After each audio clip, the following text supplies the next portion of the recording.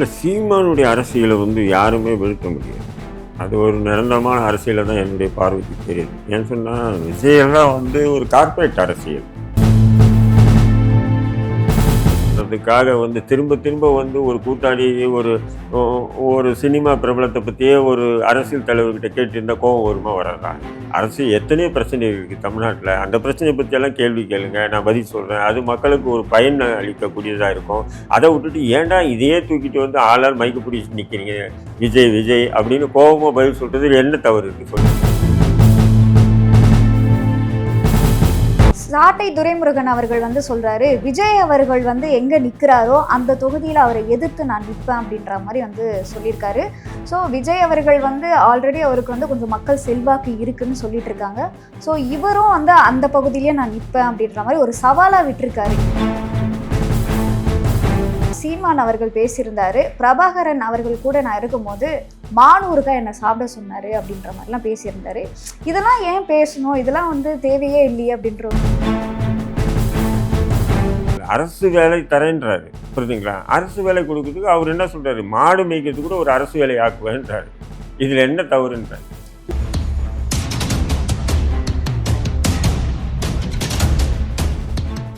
குக்கு செய்தி நேயர்களுக்கு வணக்கம். நான் உங்க தீபிகா. இன்று நிகழ்ச்சியின் சிறப்பு விருந்தினர் இந்திய தேசிய லீக் கட்சியின் மாநில தலைவர் தட ரஹீம் அவர்கள். வணக்கம் சார். வாங்கம்மா. சார், இப்போ விஜய் அவர்கள் அரசியல் வந்ததுக்கு அப்புறம் சீமான் அவர்களுடைய அரசியல் பின்னடைவை சந்திச்சிருக்கா இல்லைன்னா முன்னேறி போயிட்டு இருக்காரா சார்? இல்லை, சீமானுடைய அரசியலை யாருமே வீழ்த்த முடியாது.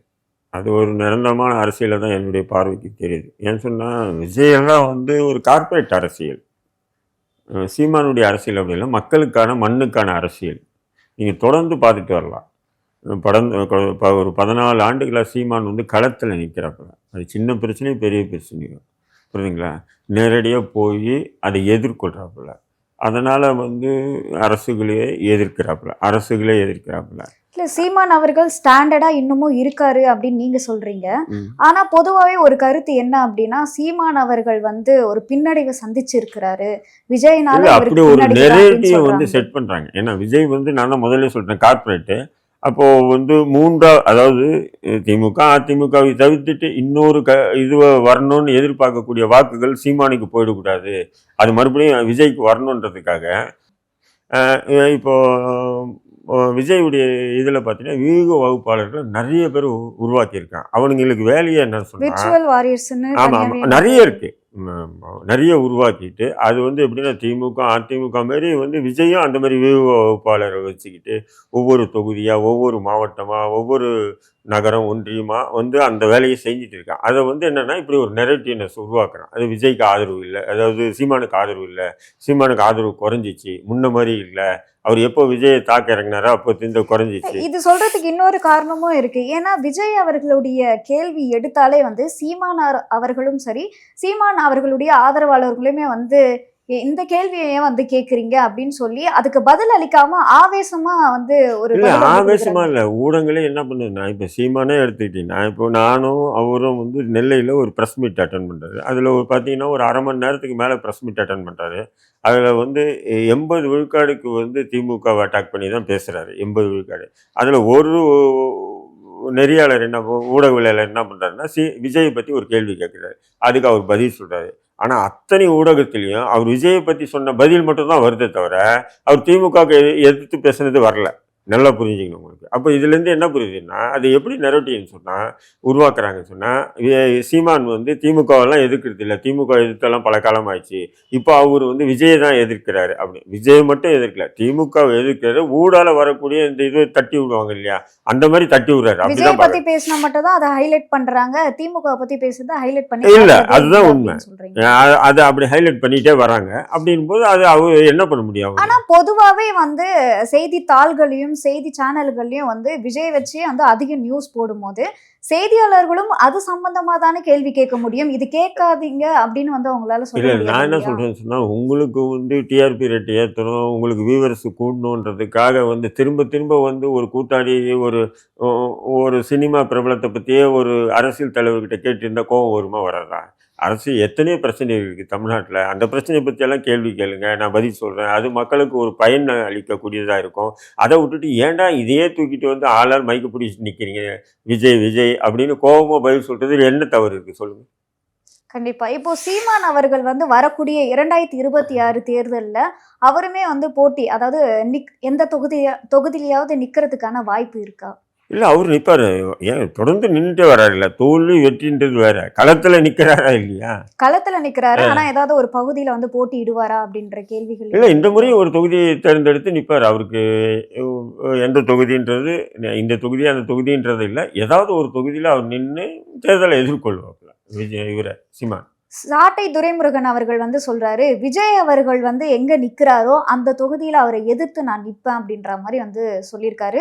ஸோ விஜய் அவர்கள் வந்து ஆல்ரெடி அவருக்கு வந்து கொஞ்சம் மக்கள் செல்வாக்கு இருக்குன்னு சொல்லிட்டு இருக்காங்க.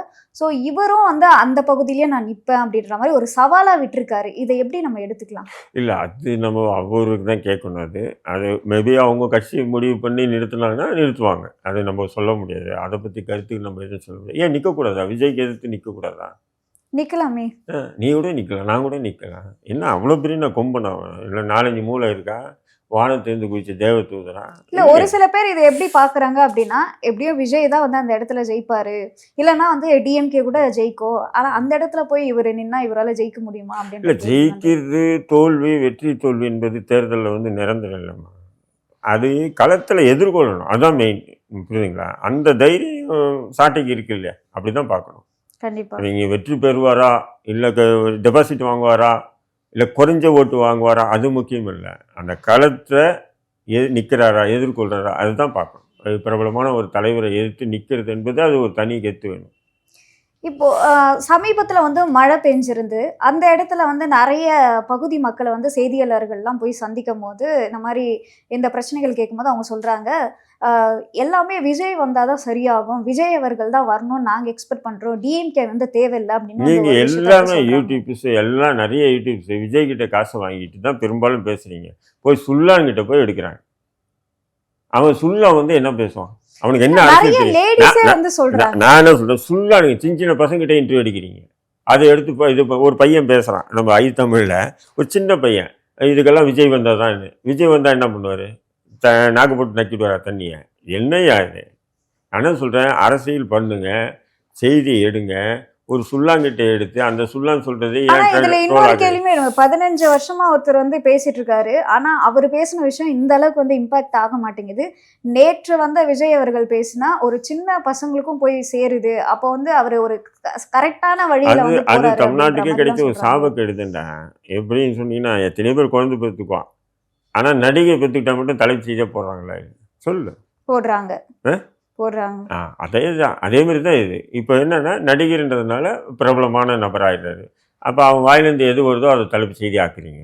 இப்போ நம்ம எவ்வளோதான் கருத்து சொன்னாலும் அது உள்வாங்க மாட்டேங்குது. இப்போ என்ன ஆயிடுச்சுன்னு சொன்னால், சொல்லுவனுடைய தன்மையை விட அந்த சொல்லின் தன்மையை விட சொல்பவன் தன்மை தான் ஊடகங்கள் பார்க்குது. இருக்கா இல்லையா? இருக்கு. யார் சொல்கிறாங்கன்னு தான் பார்க்குறாங்க. அந்த சொல்லில் உள்ள கருத்துக்களை யாரும் பார்க்கறது இல்லை.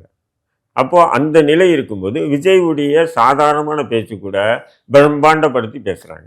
அவன் என்ன பேசுகிறான்? ஒன்றுமே பேசலை. ஒரு இடத்துக்கு வந்து ஒரு 5 நிமிஷம் 10 நிமிஷம் பேசிட்டு மூச்சு வாங்கிட்டு ஓடி போடுறாப்புல.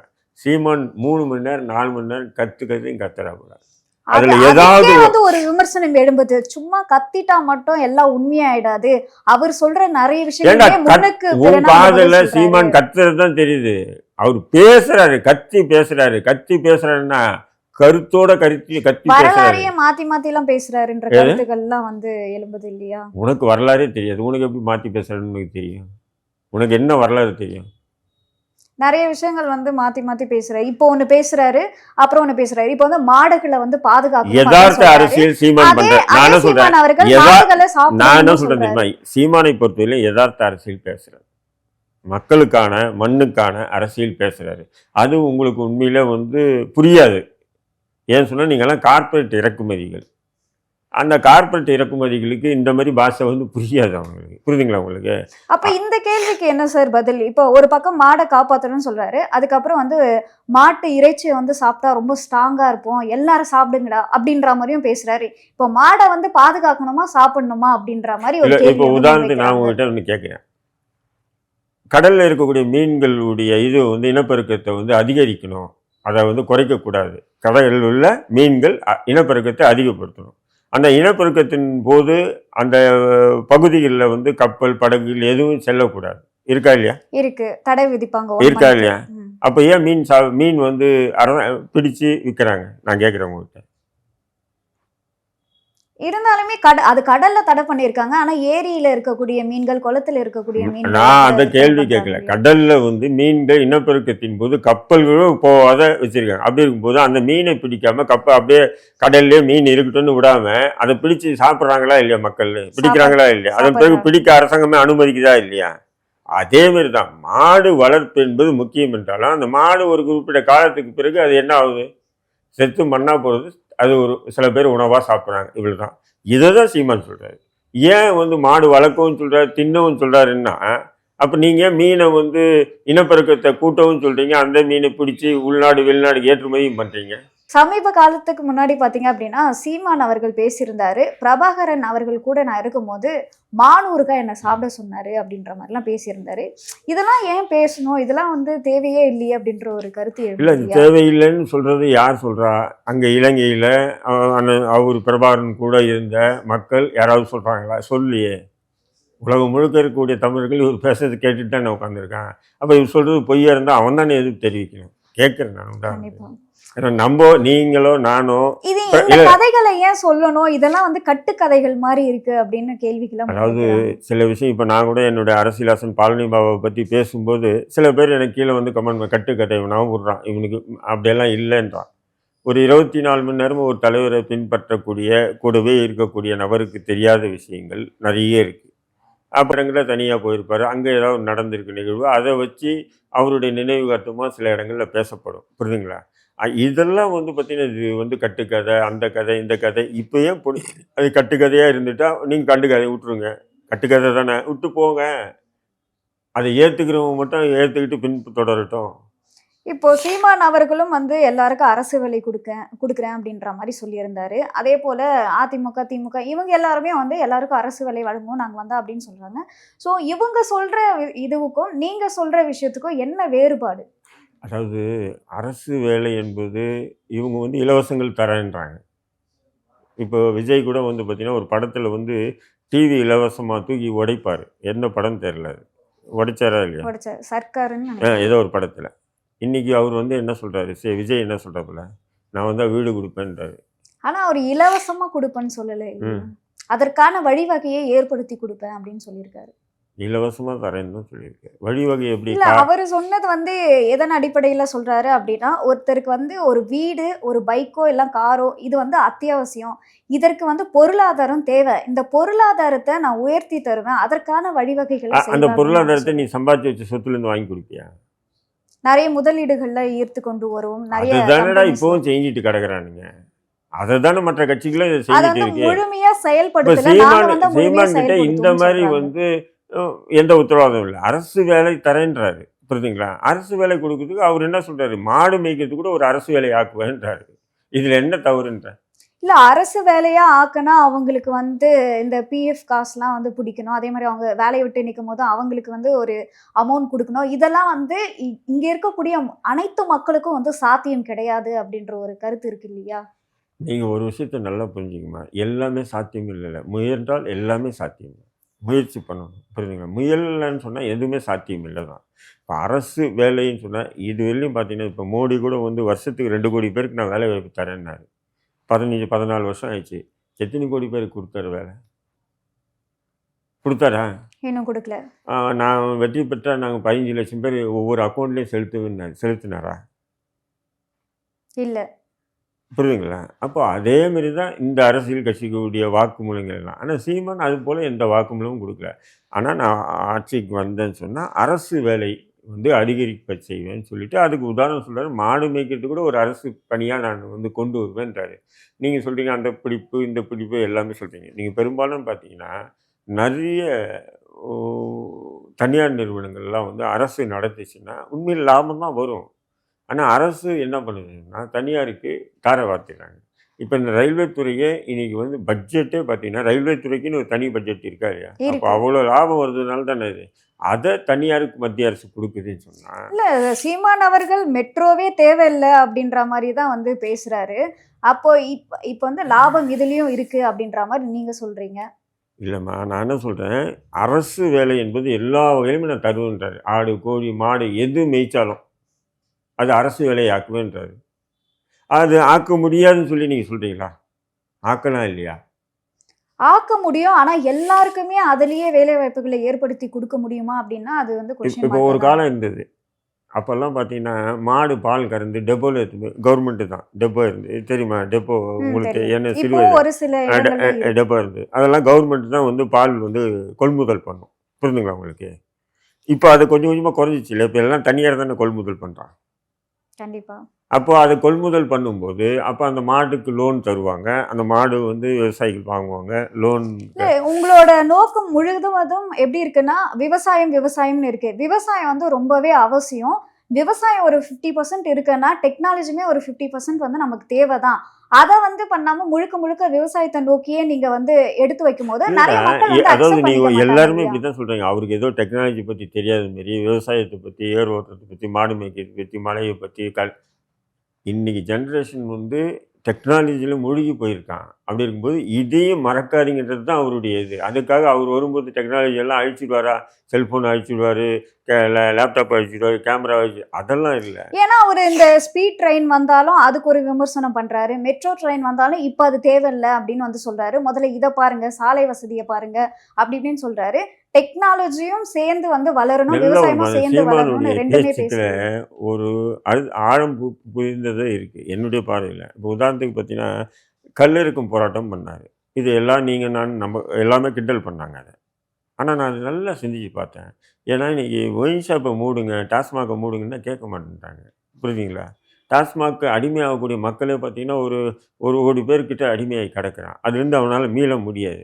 அப்ப என்ன பண்றாருன்னா, இது ஒரு கோடு இருக்குன்னா அத அழிக்க முடியும். பக்கத்துல பெரிய கோடா போடும். அப்ப கல் இறக்கும் இது போராட்டம்ன்னு நடத்துறாரு. இப்ப இத குடிச்சு நாசமா போறத விட கல்ல குடிடா அப்படின்ட்டாரு. நாளைக்கு வந்து அத திருத்திக்கலாம். புரியுதுங்களா? கல்லு குடிக்கிறத வந்து நிறுத்திடுவான். ஆனா இத குடிக்கிறது அவன் அடிக்ட் ஆயிட்டான்னா, அவனால வந்து மீளவும் முடியாது. அவன் சுடுகாட்டுக்கு தான் போணும். புரியுதுங்களா? அப்பதான் அந்த ஆல்டர்னேட்டிவா ஒரு விஷயத்த கொண்டு வர்றாப்ல. இல்ல அது கொண்டு வந்தாலுமே, அதிலயுமே சில கெமிக்கல் பவுடர்லாம் கலந்து, அதிலயுமே கலப்படம் இல்ல ஏற்பட்டு, அதுக்குமே உயிர் அதாவது பாதிப்புலாம் இருக்கு இல்லையா? அதாவது சைனைடோட விஷம்.